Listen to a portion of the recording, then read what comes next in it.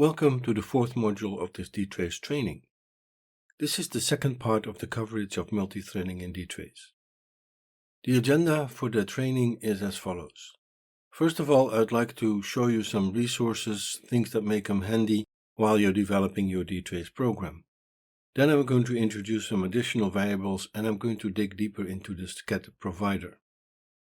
I'll also spend a couple of slides on the target application that is used in the examples to follow.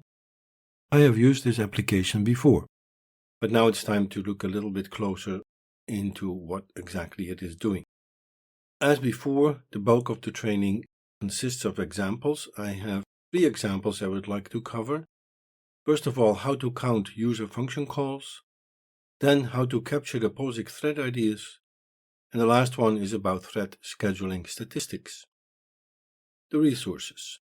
First and foremost, this is your guiding light when you develop your DTrace program. It's the DTrace user guide.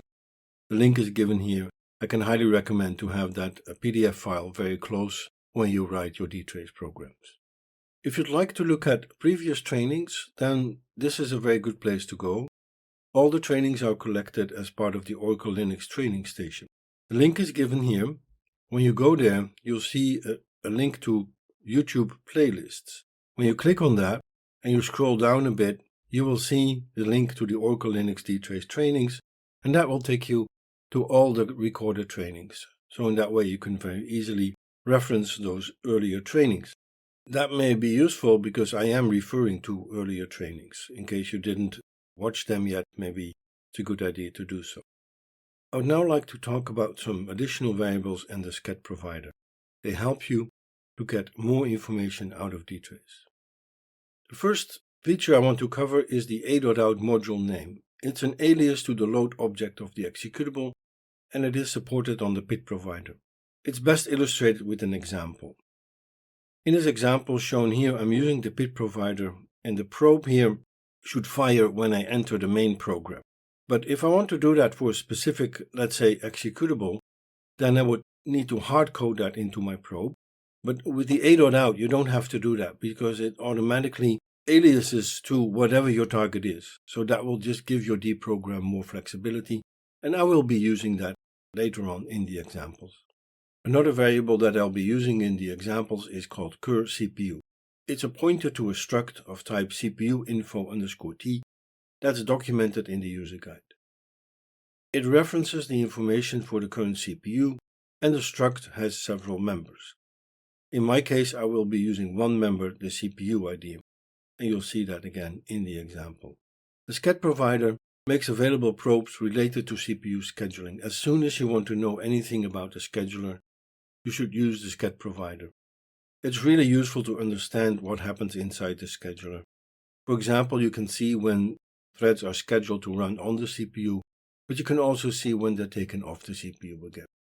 Here I list the probes provided by the sched provider, and the way to do that is you use the DTrace command sudo DTrace with the -l option, but in this case I'm going to narrow down the output to just the sched provider, and you do that with the -p option.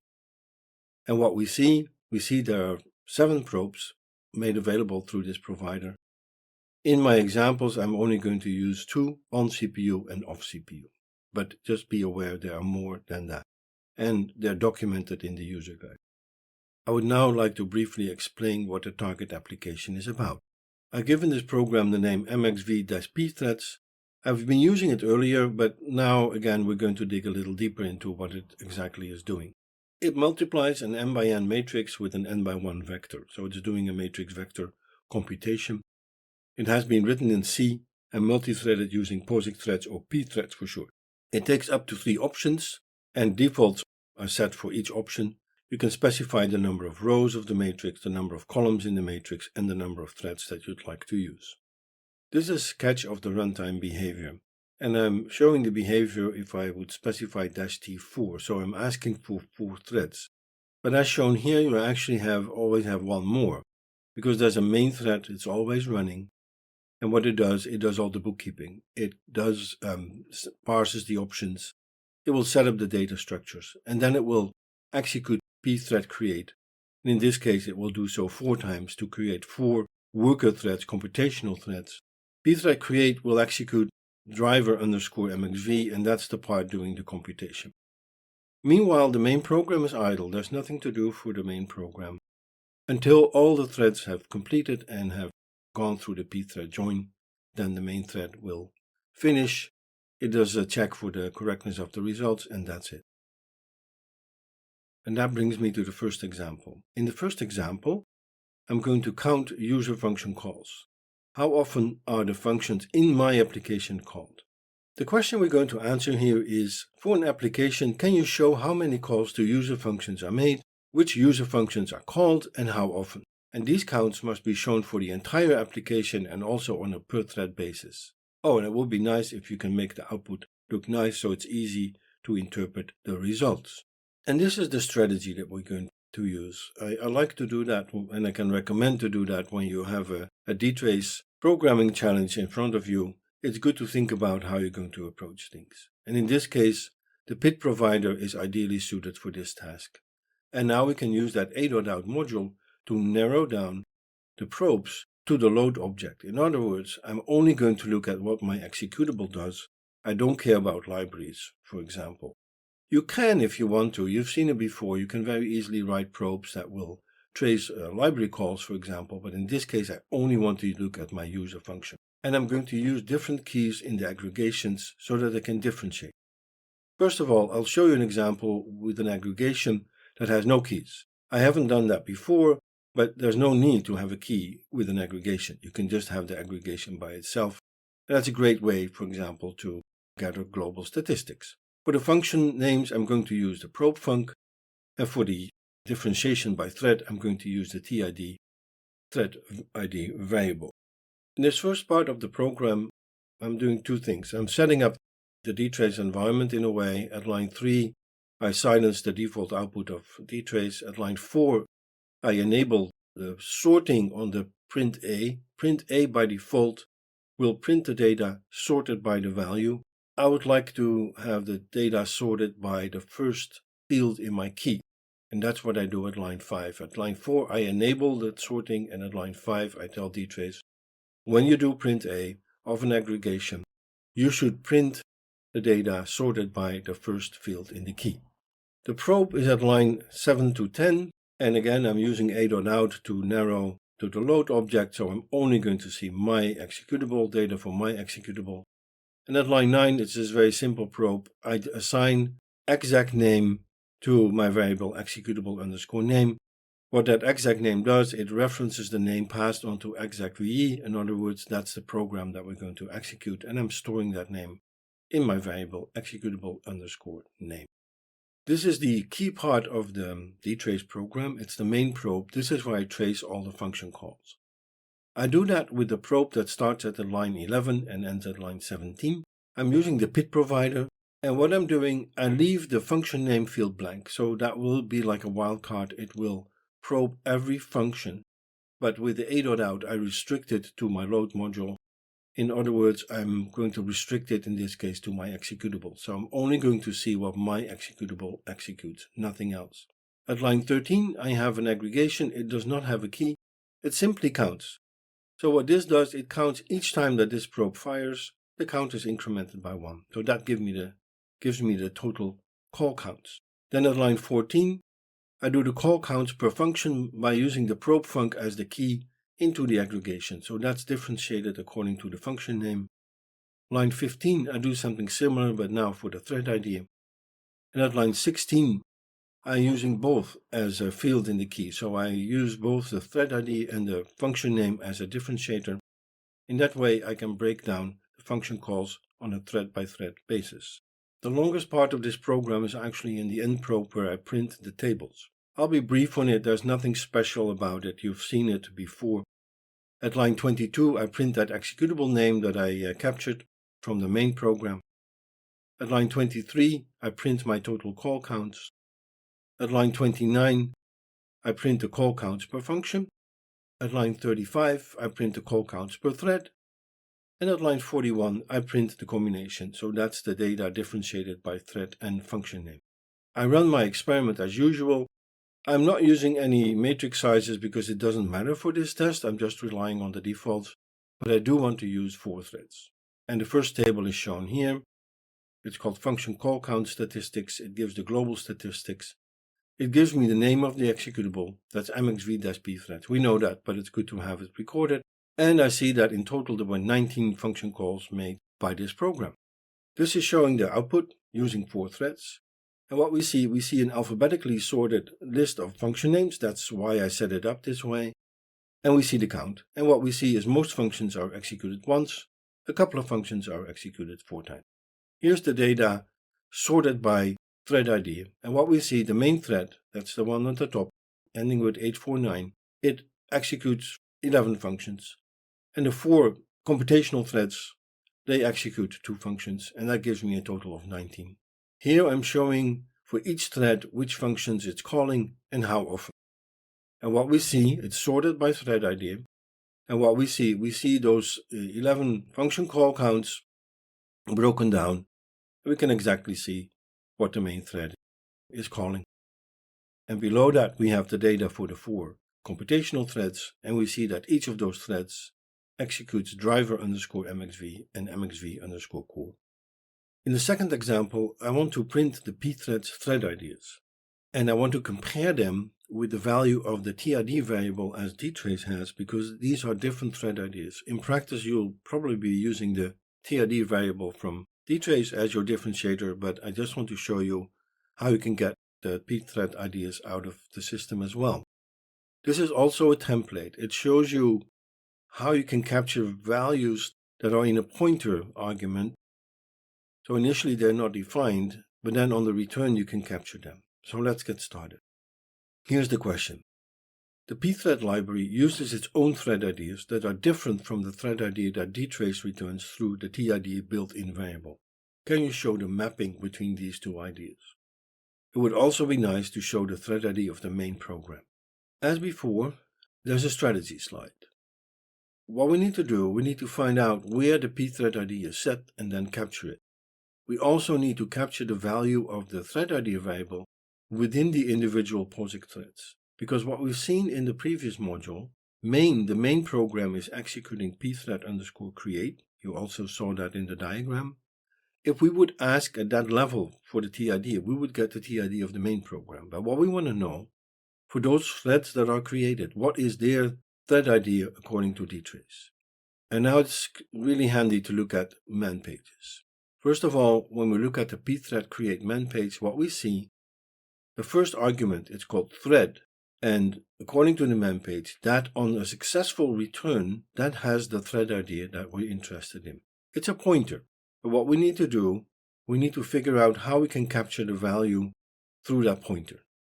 And this is why I call this a template example, because whenever you're in that scenario, what's going to follow next is going to be your recipe. We know that the main thread calls pthread create.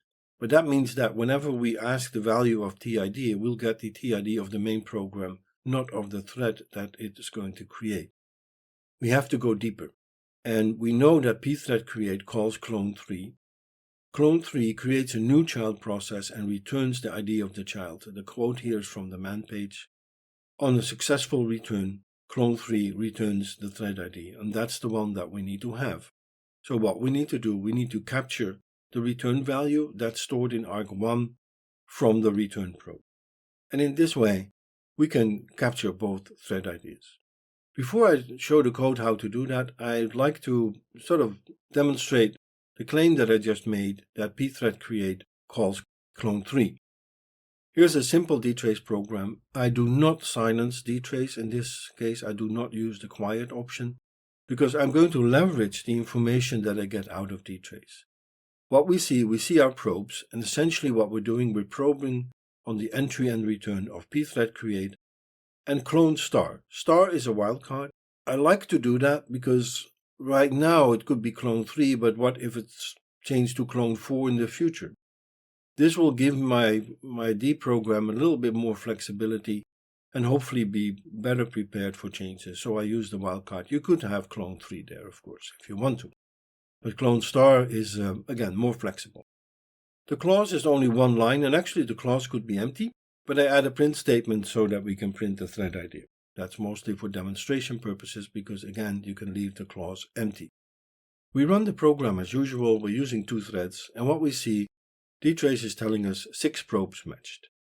This is followed by more output where we see the CPU the program has been running on, the probe ID, each probe has a unique ID, the function and the name. And the last part, the TID equals and then a number, that's from our printf statement. And again, this also demonstrates that the TID is always the same. In case we intercept it at this level, we have to go deeper. Anyway, we go into pthread create, then clone 3 is executed, and we go through the return of clone 3, and then we go through the return of pthread create. So this demonstrates that indeed pthread create executes clone 3.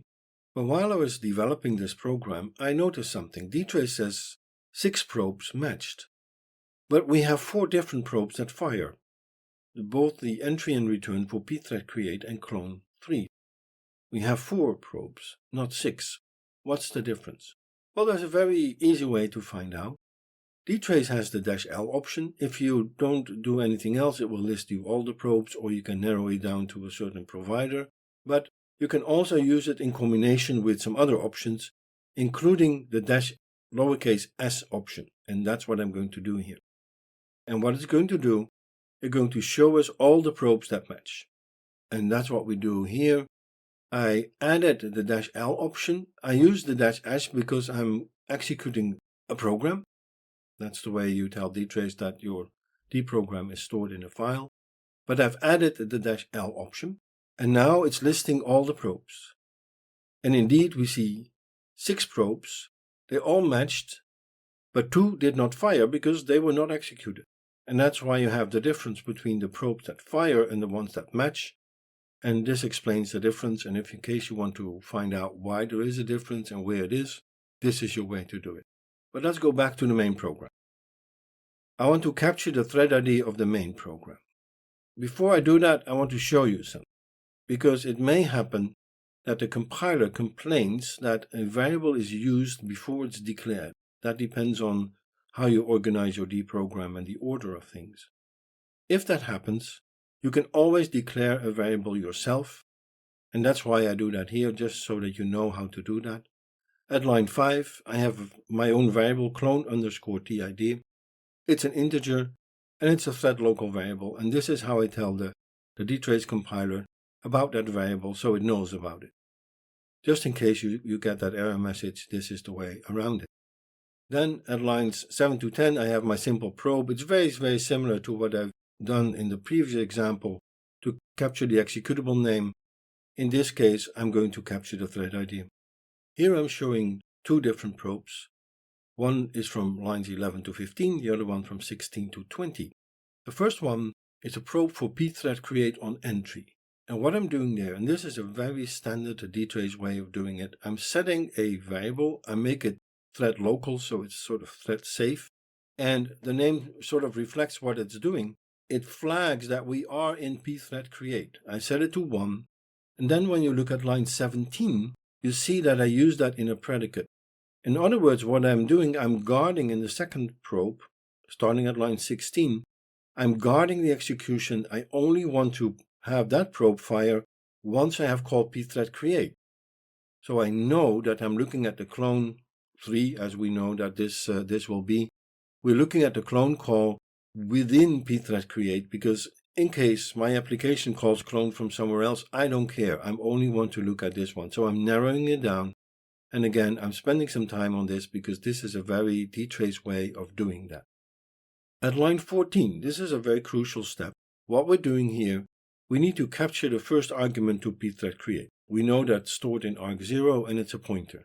We only have the pointer now. We cannot dereference the pointer yet because it is assigned a value on return. But in the entry part, we can capture the pointer. This is how we do that. We store it in a thread local variable. And I'm going to use that in the return part of this probe. Looking at the second probe here, I just explained that predicate ensures that it only fires when we are in pthread create.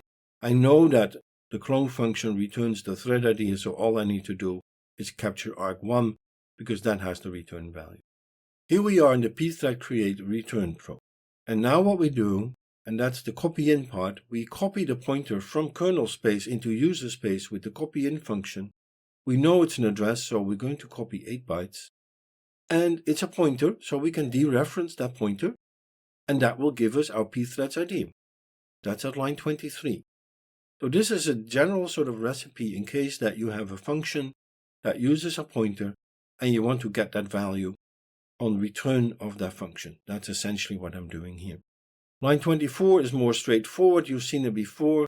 Now that I have both the pthreads ID and I had my clone thread ID, I use them as a field in the key to an aggregation called thread_mapping. I use the count because I want to make it an aggregation, but I'm not really using the value of count. The thing is, I want to use print a to print that aggregation. Just that you know, at this point you could also use a printf and print those thread IDs, for example. The choice is yours. The last part is important, that I need to avoid that my memory requirements go up and up and up, so I release the storage for those thread local variables. Don't forget that, please. The end probe is very simple. I had my thread mapping aggregation and I'm printing it. I suppressed the value because I don't care about the count. I just wanted to have the luxury of using print a, as I've done before. And this is the output. I'm using 4 threads. I have the thread ID of the main program, followed by the 4 Posix threads IDs and the DTrace TID thread ID. And here's the mapping. In the last example, I'm going to look at thread scheduling statistics, and here's the question.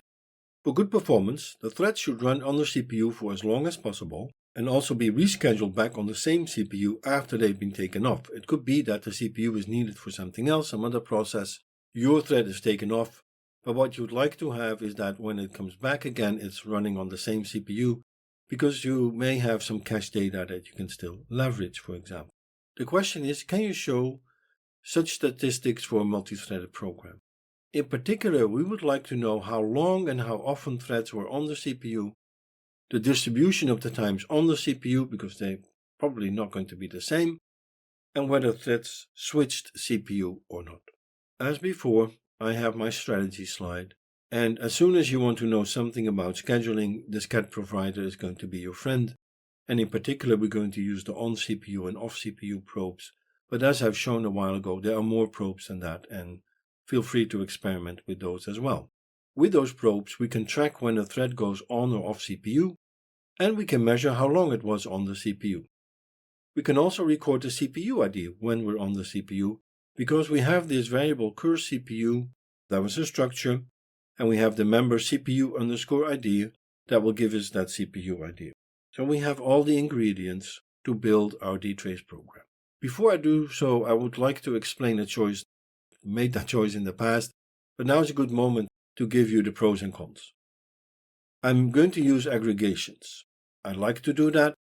I've done that before because I can, first of all, I can benefit from print A that will just figure out what I have in my aggregation. And I can use the sorting if I want to have the data printed in a sorted way. However, the alternative is to use printf. You can always use printf within the clauses and print the data as they become available. Why an aggregation? Well, I just said that you can leverage print A, you can sort the data, but there's a downside. The downside is that we may run out of buffer space because the data has to be kept somewhere and it goes into a buffer. And if you collect a lot of data very quickly, you may run out of buffer space and you'll see a message like shown here where aggregations are dropped.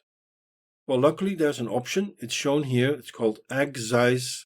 So -x aggsize equals and then a number. That'll be your new buffer size. And with that, you can experiment and make it as large as needed to make these messages go away. So yes, you'll have to do some experiments, but in case you see this, there's a way around it, and that's by increasing the buffer size. With printf, you don't have that problem. You just print it. So that's very convenient. To me, the downside is that you cannot sort the output. DTrace is very asynchronous, so probes will fire. The output may not come out in the order that you find convenient, and very often you would need to do some post-processing to sort the output or whatever you want to do with it. But again, printf is a very, very good solution as well. This is the first part of my program. You've seen this several times before. I'm setting up the sorting. There's one thing in this case, I do not need a begin probe, just that you know. And here's the on CPU probe. It starts at line 7 and ends at line 14. And at line 8 I use a predicate because I only want to have this probe fire when I'm looking at my target. If you would not have line 8, it would always fire as soon as a process goes on CPU. You'll get a lot of output. You can do that if you want to look at the whole system. Nothing wrong with that, but not in my case. I want to focus this on my application. But again, if you don't have the predicate, this will run, but you'll get a lot of data.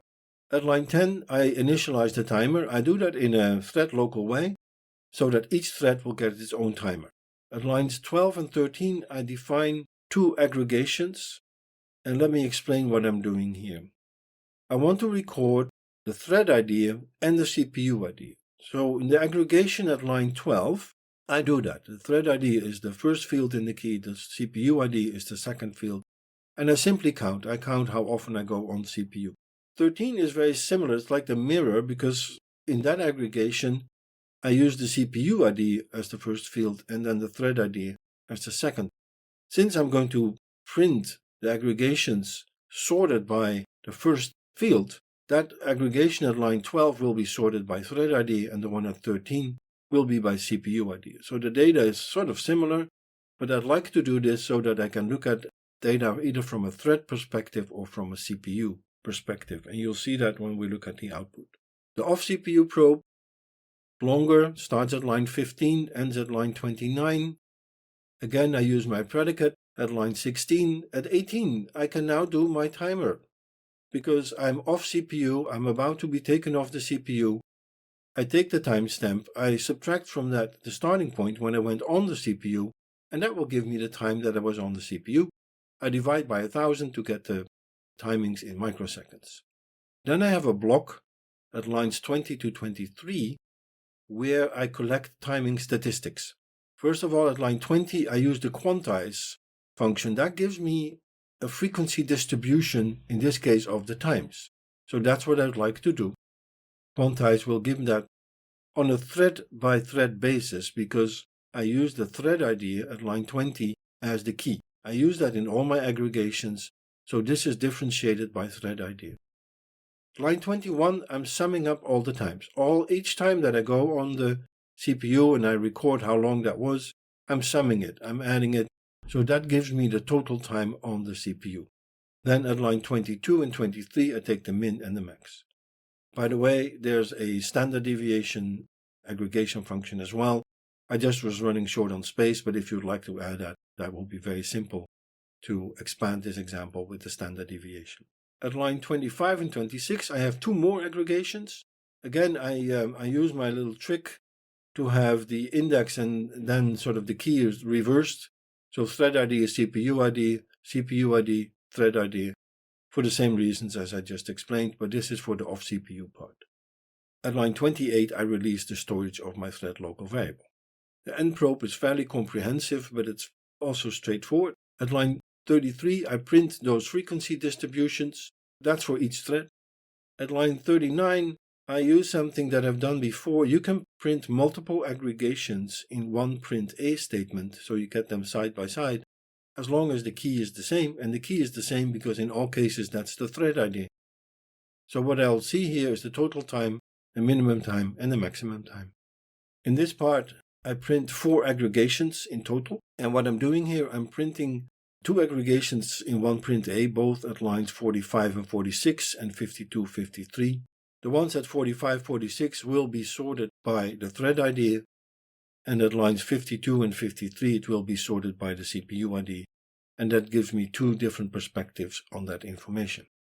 Now about the experiments, this is going to be a little different than what I've done before. I'm using my MXVP threads program with 2 threads. I did have to edit the output of the timing frequency distributions. I had to make it a bit narrower to make it fit on the slide. But other than that, you'll see all the information.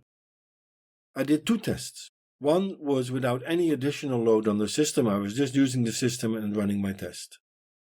Then I did the same experiment, but this time with a heavy background job that was using all the cores and threads. Actually, I was overloading the system by 4x. I was running 4 times as many threads as the hardware supported.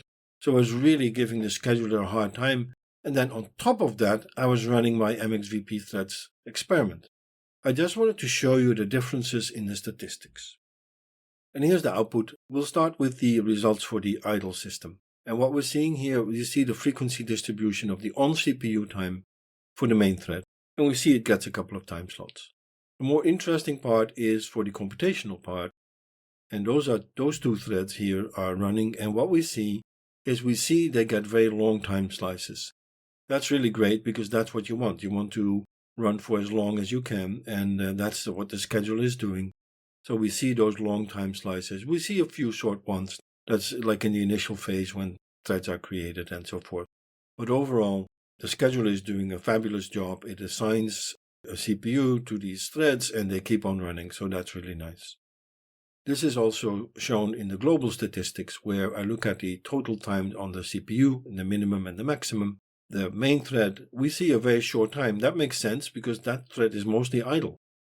It will do its work and then it will call pthread create and the computational threads are working. And meanwhile, the main thread has nothing to do, so it will go to sleep. And that's why the times are short. But what you see when you compare in all 3 cases for all 3 threads, when you compare the maximum time with the total time, you see it's very close in a way. So you really get very, very long time slices, which is absolutely great. Now we look at the on-off count and the CPUs that have been used. And we see very good thread affinity. We see very few migrations and again, very long time slices. For example, when we look at the tables on the right-hand side, we see that the thread ending with 503 uses 2 CPUs, but overall it has very good performance and 504 is even running on the same CPU all the time. The same data, but then in sort of a mirrored way, can be seen below that table. We see that 4 CPUs are used, 2, 3, 6, and 14. And here you can see which threads are using it. But overall, these are very good statistics. Now we're going to change things because I was really overloading the system. And what we're seeing here for the main thread, the first thing we see is we see more shorter time slots. That makes sense. The time slices are dynamic and now it's really the fighting for the CPU. It's no surprise that you get more and shorter slots. Despite that, there's even one long slot. But again, for the performance, this thread doesn't matter. It's sleeping most of the time. And what really matters are these 2 computational threads.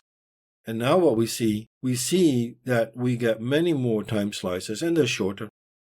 But overall, they're still pretty long and the results are still pretty good. So I was quite impressed when I saw these results. The scheduler is even with that very heavy load.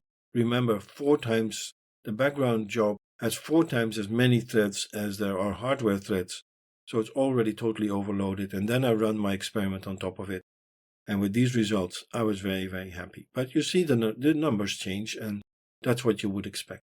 The same for the overall statistics. By and large, you see around a 10% increase, which is very modest. Again, we see that the main thread takes the shortest time because it's mostly doing nothing.